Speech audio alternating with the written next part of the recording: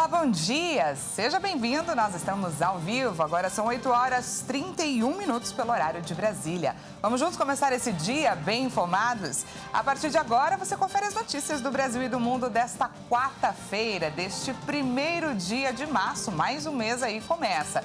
Vamos então ao cardápio de notícias do dia. Gasolina fica mais barata nas distribuidoras e mais cara nos postos. Equipes suspendem buscas em São Sebastião por causa de novas chuvas. Até o momento, 65 óbitos foram confirmados. Nos destaques internacionais, colisão de trens mata 36 pessoas e deixa dezenas de feridos na Grécia. E você sabia que o Brasil é o país com mais ansiosos no mundo? Pois é, mas não é à toa não. Especialistas já explicam o motivo. A gente conta tudo isso e muito mais a partir de agora. Começaram a valer nesta quarta-feira os novos preços do litro da gasolina e do diesel vendidos pela Petrobras às distribuidoras. Mas com reoneração parcial anunciada pelo governo, o preço dos combustíveis sobe menos. A gasolina subiu até 34 centavos nas bombas e o etanol 2 centavos, com a reoneração parcial dos combustíveis. A informação foi divulgada pelo ministro da Fazenda, Fernando Haddad, considerando a redução de 13 centavos para o litro da gasolina e de 8 centavos para o litro do diesel nas refinarias anunciados pela Petrobras. Com a redução do valor, o litro da gasolina para as distribuidoras baixou 3,9% e passou de R$ 3,31 para R$ 3,18. Vale lembrar que a gasolina teve uma alta de 7,46% no preço médio do litro anunciada em janeiro, antes de Jean Paul Prat ser nomeado presidente da estatal. No caso do diesel, a queda foi de 1,9% e passou de R$ 4,10 para R$ 4,02. É a segunda vez que o preço do diesel é reduzido no mês de fevereiro. As alíquotas do PIS/COFINS para a gasolina, o etanol, o diesel, o biodiesel, o gás natural e o gás de cozinha estavam zeradas desde o ano passado. Em 1º de janeiro, o presidente Lula assinou a medida provisória que previa a reoneração da gasolina e do etanol a partir de 1º de março e a dos demais combustíveis em 1º de janeiro de 2024. Para manter a arrecadação de quase 29 bilhões de reais, o governo brasileiro decidiu taxar a exportação de petróleo em 9,2%. A decisão tem o objetivo de compensar uma perda de arrecadação pelo governo federal. A nova medida provisória tem validade até o fim de junho. A partir de julho, a desoneração vai depender da votação no Congresso. Caso os parlamentares não aprovem a MP, as alíquotas voltam aos níveis do ano passado, com a reoneração total. O enviado especial para assuntos climáticos, John Kerry, se reuniu novamente com a ministra Marina Silva nesta terça-feira. Kerry afirmou que os Estados Unidos vão atuar em uma agenda global para fortalecer o Fundo Amazônia, mas não informou o valor do aporte que será feito. John Kerry, o enviado especial dos Estados Unidos para assuntos climáticos, esteve nesta terça-feira com a ministra dos Povos Indígenas, Sônia Guajajara. Eles discutiram temas como as ameaças aos povos indígenas, territórios e a preservação dos biomas. Em seguida, Kerry se reuniu novamente com a ministra do Meio Ambiente e Mudança do Clima, Marina Silva. Eles fizeram um pronunciamento e renovaram o compromisso já feito por Lula e Biden no começo do mês de atuação conjunta entre Brasil e Estados Unidos para conter as mudanças climáticas e proteger o meio ambiente. Kerry defendeu a proteção da floresta amazônica, afirmou que todos no mundo conhecem a Amazônia e disse que se o bioma não for protegido, não será possível reduzir a temperatura do globo. O enviado dos Estados Unidos também destacou a importância da presença dos povos indígenas, guardiões da floresta. A realidade é que A Amazônia é o teste de toda a nossa humanidade de várias formas, com a biodiversidade agora sendo melhor entendida, os elos bios que existem aqui são essenciais ao nosso futuro de longo prazo. O enviado especial para assuntos do clima, John Kerry, disse que os Estados Unidos vão agir não só de forma bilateral, mas de modo global para fortalecer o Fundo Amazônia e outras iniciativas de proteção ambiental.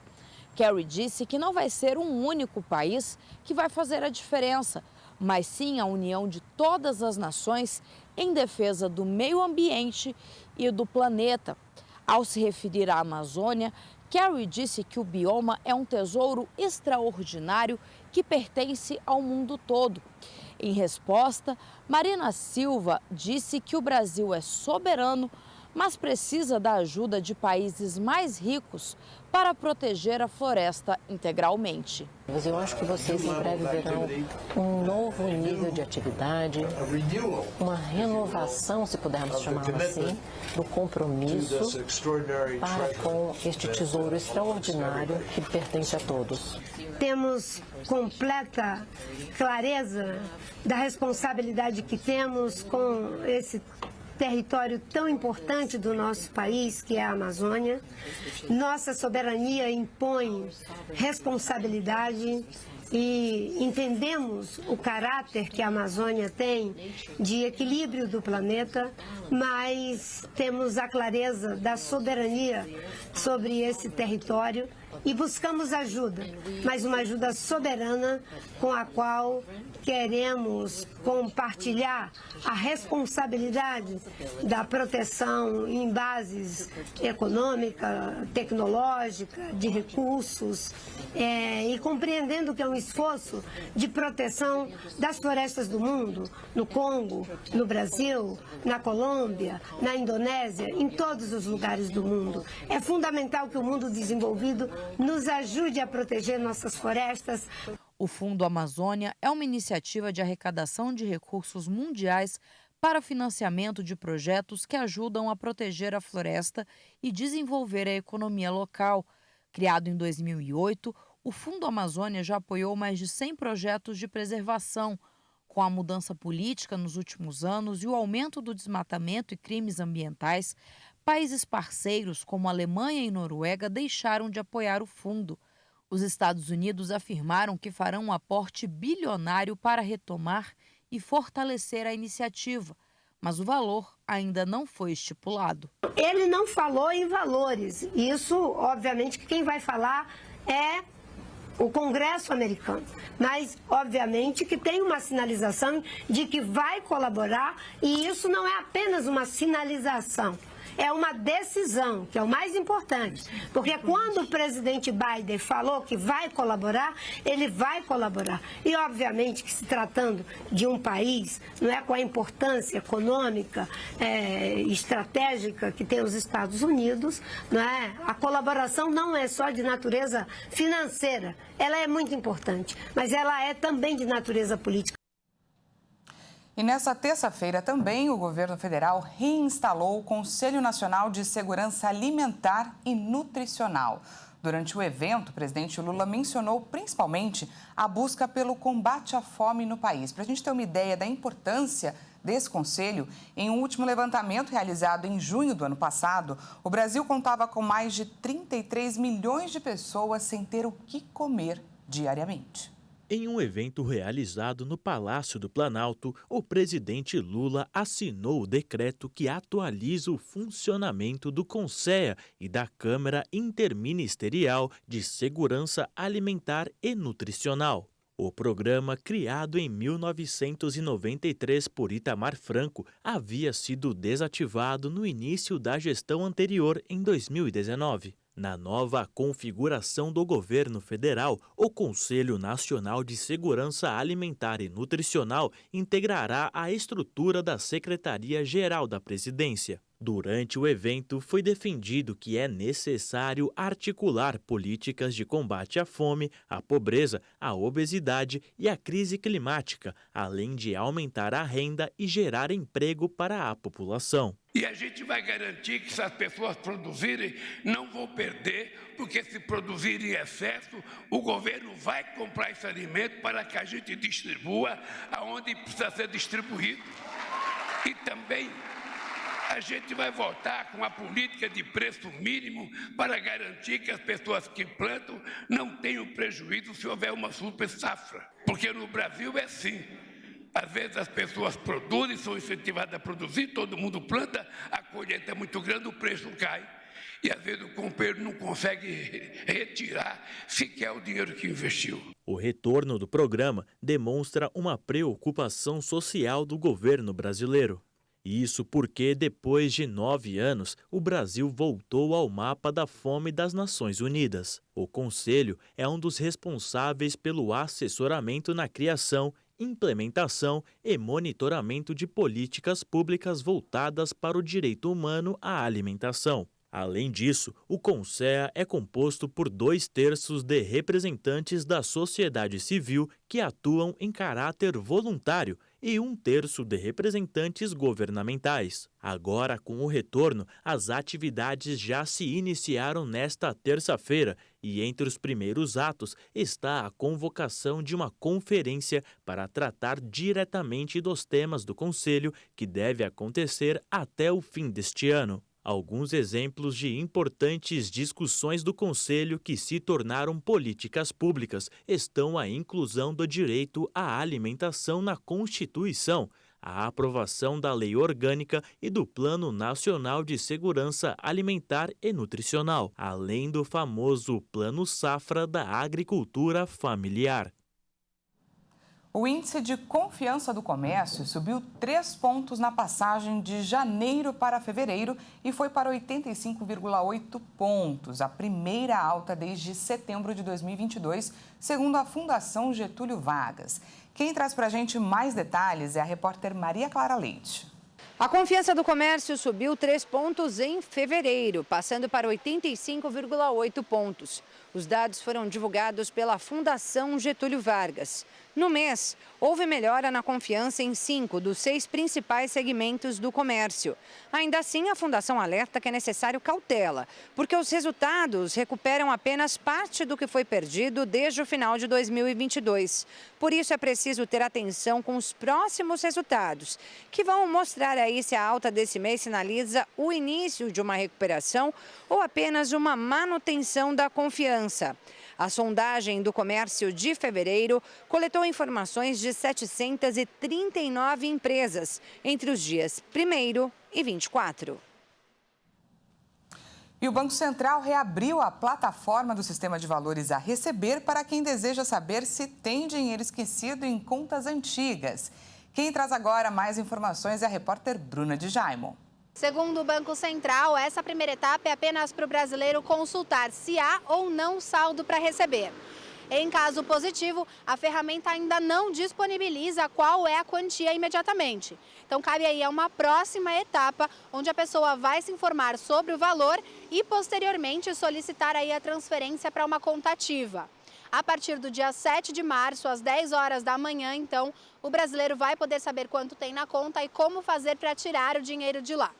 O Sistema de Valores a Receber trará novidades importantes, como a impressão de telas, sala de espera virtual e consulta de valores de pessoa falecida.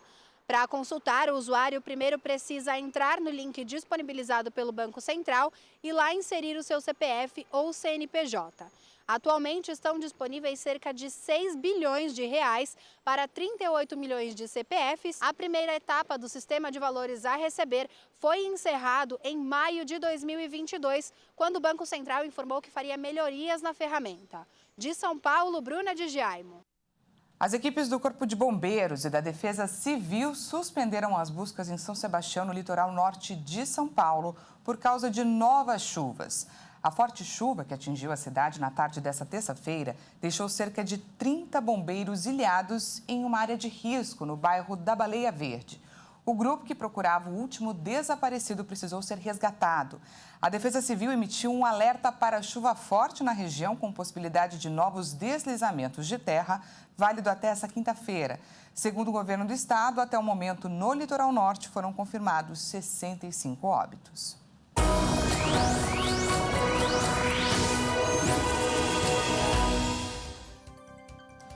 Vamos então trazer para você a previsão do tempo para essa quarta-feira. Olha só, o mês de março começou com um alerta de chuvas acima da média no Sudeste, Centro-Oeste e Nordeste. A frente fria que diminuiu levemente os termômetros aqui em São Paulo e causou essas novas chuvas na região metropolitana e também no litoral paulista, que a gente falou agora, vai trazer mais chuvas durante essa quarta-feira. Em algumas cidades do sul do país, a chuva pode cair em vários períodos do dia, mas a previsão é que ela seja abaixo da média para todo o mês de março, não sendo suficiente para resolver os problemas de estiagem, de falta de chuva no estado.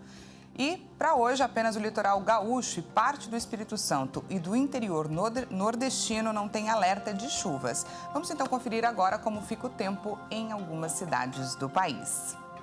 Começamos por Porto Alegre, no Rio Grande do Sul.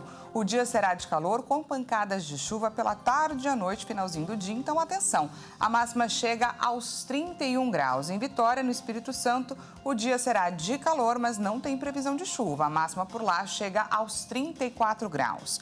Para finalizar, a gente fala aqui de São Paulo. Vamos dar uma olhada em como está o tempo agora, aqui na região central da Praça da República. Olha só, o céu está fechado, mas ele parece estar abrindo, não é? A previsão é de que hoje seja um dia de calor, com chuvas rápidas durante o dia e também à noite.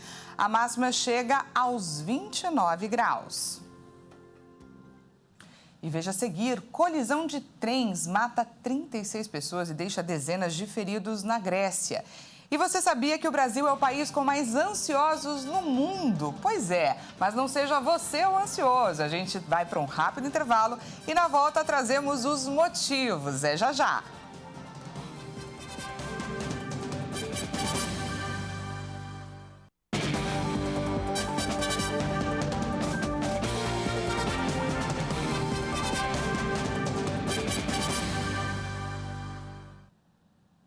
Seja bem-vindo mais uma vez, estamos de volta ao vivo, 8 horas 51 minutos pelo horário de Brasília. Voltamos com os destaques internacionais. Pelo menos 36 pessoas morreram e cerca de 85 ficaram feridas após a colisão de 2 trens na região central da Grécia. Um trem de passageiros que realizava o trajeto entre as cidades de Atenas e Tessalônica se chocou com um comboio de cargas próximo à região de Larissa, no centro do país. De acordo com a empresa responsável pelos trens, cerca de 346 pessoas viajavam nos veículos no momento do acidente. As mortes confirmadas foram de passageiros que estavam nos 3 primeiros vagões. De acordo com as equipes de emergência, pouco mais de 200 pessoas foram retiradas do trem sem ferimentos. Já os feridos foram encaminhados para hospitais próximos. O Ministério da Saúde da Grécia disse que a maioria dos passageiros eram estudantes que retornavam para Tessalônica após um fim de semana prolongado. De acordo com relatos, o trem estava atrasado e parou por alguns minutos quando o estrondo foi ouvido. Após a colisão, os trens descarrilaram e um grande incêndio tomou conta do local. De acordo com o Corpo de Bombeiros, pelo menos 17 caminhões tentavam apagar as chamas. Mais de 30 ambulâncias se deslocaram para a região para realizar os serviços de resgate. Após a tragédia, a reunião foi convocada para investigar as causas do acidente, que foi considerado o pior da história do país, de acordo com a imprensa.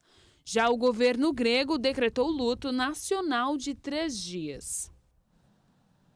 A Agência Nuclear da ONU ligou o sinal de alerta para o enriquecimento de urânio no Irã. De acordo com o relatório, foram detectadas partículas do elemento pouco abaixo dos 90% necessários para a fabricação de uma bomba atômica. Nível próximo ao necessário para uma bomba nuclear. A Agência Internacional de Energia Atômica confirmou a detecção no Irã de partículas de urânio enriquecido a 83,7%, pouco abaixo dos 90% necessários para a fabricação de uma bomba atômica. O documento indica que as partículas foram detectadas em amostras coletadas em janeiro na usina de Fordo. A AIEA pediu esclarecimentos enquanto as conversas continuam para determinar a origem das partículas. O relatório revela reservas de urânio enriquecido, somando mais de 3.700 quilos em 12 de fevereiro, 18 vezes mais que os 202,8 quilos autorizados pelo Acordo de 2015 para limitar as atividades atômicas da República Islâmica. O texto deve ser apresentado na próxima semana na reunião do Conselho de Governadores da Agência Nuclear da ONU. O Irã, que nega qualquer intenção de adquirir uma arma nuclear, indicou em carta à agência que a eventual presença de partículas pode ser devida a flutuações involuntárias durante o processo de enriquecimento. Teherã desmentiu na semana passada ter enriquecido urânio a mais de 60% e garantiu que afirmar o contrário representa uma distorção dos fatos. E parece que finalmente o inverno chegou à cidade de Nova York. Isso porque no finalzinho do inverno climatológico, no último dia de fevereiro, nevou. Nova York geralmente fica coberta de branco pelo menos algumas vezes durante a estação, mas as temperaturas excepcionalmente amenas levaram a um inverno praticamente sem neve este ano. Os flocos elevaram o total acumulado no famoso pulmão verde de Manhattan para apenas 5,6 centímetros. Mas não demorou muito. No meio da manhã, a maior parte da neve já havia se transformado em granizo quando a chuva começou a cair. A cidade de Nova York nunca passou por uma temporada fria inteira sem neve mensurável. Cientistas apontam que as mudanças climáticas estão tornando os invernos mais quentes e mais curtos. Aproximadamente 20 milhões de brasileiros sofrem de ansiedade. Números que consolidaram o Brasil como um país com a população mais ansiosa do mundo.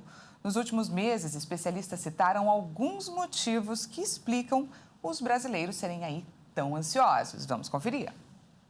Índice elevado de desemprego, inseguranças quanto ao futuro, pouca qualidade de vida, dificuldades financeiras e falta de segurança pública que fazem com que muitas pessoas saiam de casa com receio de serem assaltadas, são apontados como os principais fatores para os altos números de transtornos de ansiedade em toda a população. Além disso, a maior parte dos brasileiros tem pouco acesso a serviços de saúde mental, na maioria das vezes pelo excesso de trabalho. O uso excessivo de computadores e smartphones também influenciam negativamente nessa questão, já que as redes sociais muitas vezes acabam criando uma série de cobranças nas pessoas, por definir padrões de beleza e estilos de vida. Alguns estudos já comprovaram que quanto maior o uso de telas, como celular, maior o nível de ansiedade. Ainda mais no Brasil, que lidera o ranking dos países com pessoas que mais passam tempo conectadas, uma média de quase 5 horas e meia por dia diante dos seus aparelhos. A pandemia também foi fundamental para o aumento de brasileiros ansiosos, pois além das restrições à capacidade das pessoas de trabalhar, busca de apoio de familiares e vida social ativa, a solidão, medo de se infectar, sofrimento e morte de pessoas próximas foram fatores estressores que levaram à ansiedade e à depressão. A ansiedade é uma doença que deve ser tratada corretamente com médicos e especialistas, para evitar que ela desencadeie outros transtornos mentais, como a depressão, que acomete aproximadamente 300 milhões de pessoas no mundo todo. Pois é, temos motivos de sobra, não é? Essa edição fica por aqui. Muito obrigada pela sua companhia. Às 10 horas, Patrícia Evelinic chega com mais informações para você. E às 1 da tarde, eu e ela te esperamos. Até lá.